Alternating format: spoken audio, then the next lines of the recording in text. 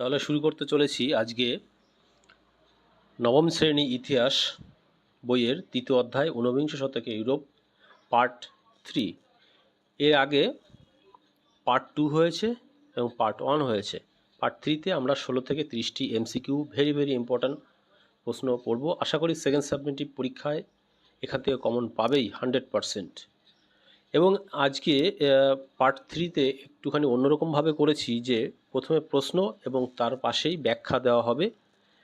তোমরা চাইলে সেখানে পজ করে ভিডিও থামিয়ে পুরো ডিটেলস পড়ে নিতে পারবে। এতে তোমাদের মনে থাকবে এবং পরীক্ষায় তোমরা সব প্রশ্নের উত্তর দিতে পারবে। শুরু করছি 16 নম্বর প্রশ্ন, যে কত খ্রিস্টাব্দে মেটার্নিক তন্ত্রের অবসান বা পতন ঘটে? উত্তর কি হবে? 1830, 1840, 1848 এবং 1850। 1848 সঠিক উত্তর, 1848।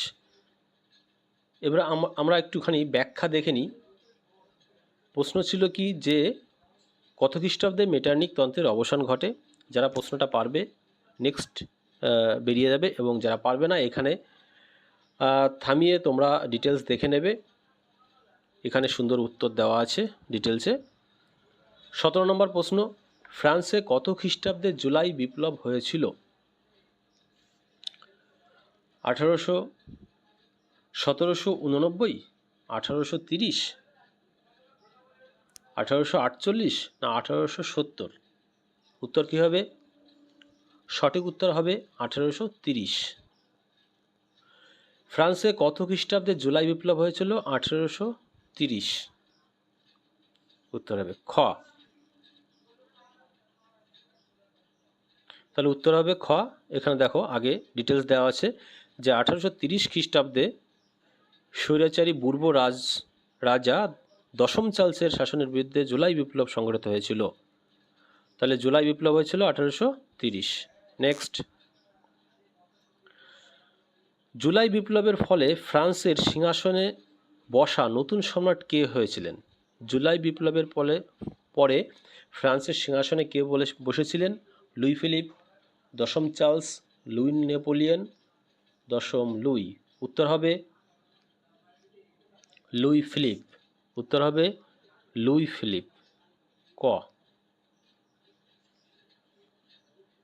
পরের প্রশ্ন, যে ফ্রান্সে কত খ্রিস্টাব্দে ফেব্রুয়ারি বিপ্লব সংঘটিত হয়েছিল? ফ্রান্সে কত খ্রিস্টাব্দে ফেব্রুয়ারি বিপ্লব সংঘটিত হয়েছিল? 1830, 1838, 1848, 1852? ফেব্রুয়ারি বিপ্লব হয়েছিল 1848। ফেব্রুয়ারি বিপ্লব। দেখো এখানে ডিটেলস দেওয়া আছে, তোমরা এখান থেকে পড়ে নেবে সুন্দর করে, তাহলে মনে থাকবে। পরবর্তী প্রশ্নে চলে যাই।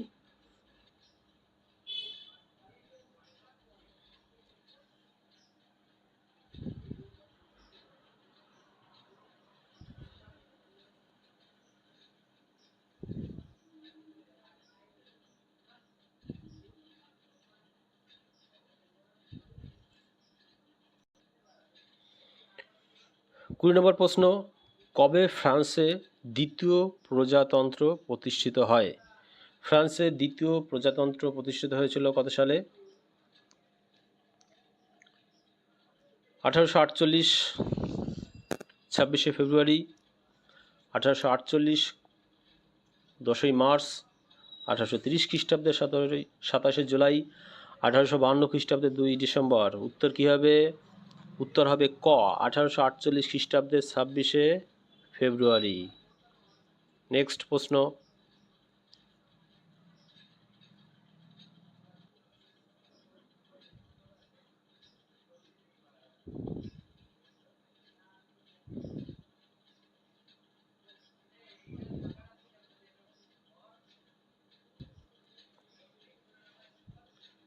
কে ফ্রান্সে দ্বিতীয় প্রজাতন্ত্রের অবসান ঘটিয়ে নিজেকে সম্রাট ঘোষণা করেন?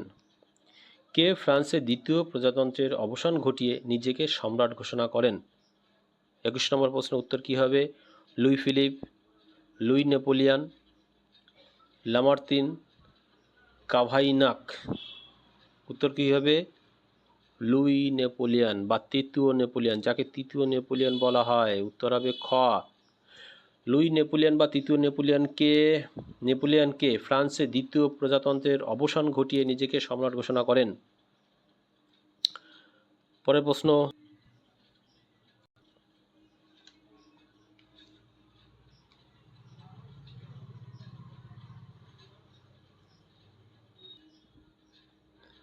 22 নম্বর প্রশ্ন, প্রাশিয়া ও অস্ট্রিয়ার মধ্যে গ্যাস্টিনের সন্ধি কত খ্রিস্টাব্দে স্বাক্ষরিত হয়?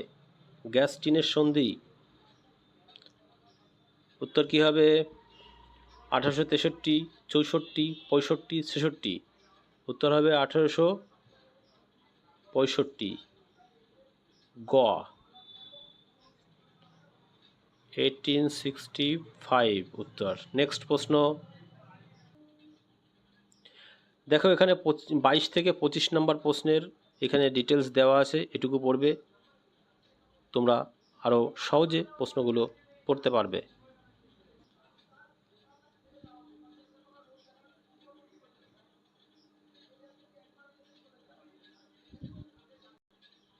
23 নম্বর প্রশ্ন, অস্ট্রিয়া ও প্রাশিয়ার মধ্যে বিখ্যাত শ্যাডোয়ার যুদ্ধ কত খ্রিস্টাব্দে হয়? 1860, 1868, 1864, 1868, 1870। উত্তর কী হবে? 1868। উত্তর গ। শ্যাডোয়ার যুদ্ধ, এই যে এখানে দেওয়া আছে দেখো, 1866। উত্তর হবে 1866। নেক্সট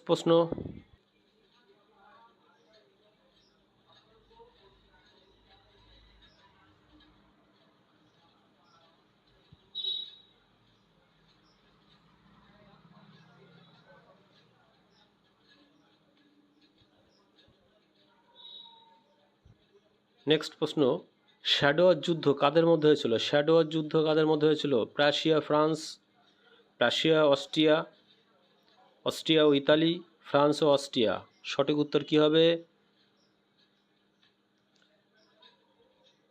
প্রাশিয়া ও অস্ট্রিয়া। সঠিক উত্তর খ, প্রাশিয়া ও অস্ট্রিয়া। পরের প্রশ্ন,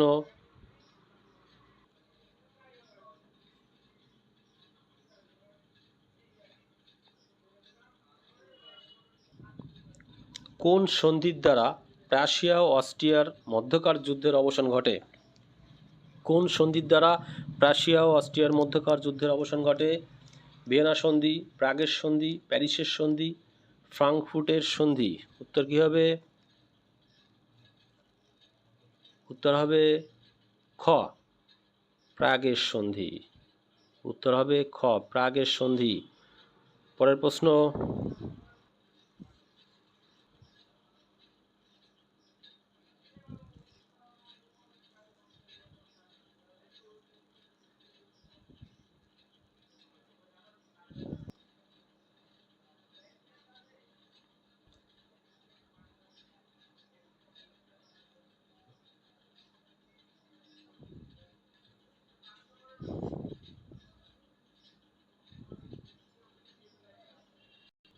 সাতাশ নম্বর প্রশ্ন, ইউরোপের ইতিহাসে কূটনীতির জাদুকর কাকে বলা হয়? কূটনীতির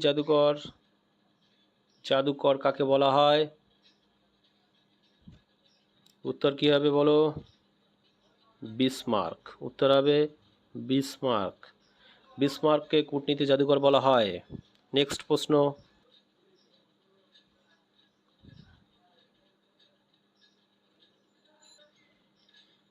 28 নম্বর প্রশ্ন, জার্মানি হলো একটি পরিতৃপ্ত দেশ, এই বিখ্যাত উক্তিটি কার?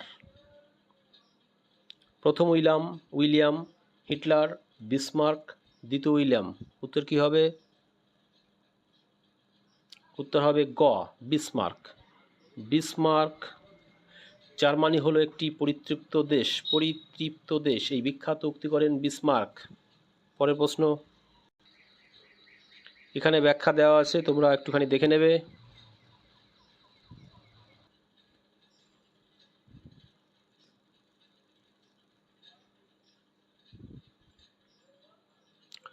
29 নম্বর প্রশ্ন, বলকান অঞ্চলে কোন দেশ নিজের প্রভাব বাড়াতে উগ্র জাতীয়তাবাদী নীতি গ্রহণ করেছিল? England, France, Russia, Austria. উত্তর কি হবে? রাশিয়া। উত্তর হবে রাশিয়া। রাশিয়া বলকান অঞ্চলে নিজেদের প্রভাব বাড়াতে উগ্র জাতীয়তাবাদী নীতি গ্রহণ করেছিলেন। পরের প্রশ্ন, জার কাদের রাজকীয় উপাধি ছিল? জার, আমরা সবাই জানি এটা রাশিয়ার শাসকদের জার বলা হয়। রাশিয়ার শাসকদের জার বলা হয়। উত্তর সি হবে। তাহলে এই পর্যন্তই থাকলো। নেক্সট আরেকটা পার্ট হলেই এই তৃতীয় অধ্যায় থেকে সমস্ত প্রশ্ন দেওয়া হয়ে যাবে। আশা করি এর মধ্যে থেকেই তোমরা পাবে। ধন্যবাদ। ভিডিওটি ভালো লাগলে অবশ্যই সাবস্ক্রাইব করবে। আর টিউশন পড়তে চাইলে আমার টিউশন ব্যাচ আছে নিজস্ব, বাড়িতে পড়াই, বাণীপুরে। ওকে, নেক্সট পার্টে দেখা হবে।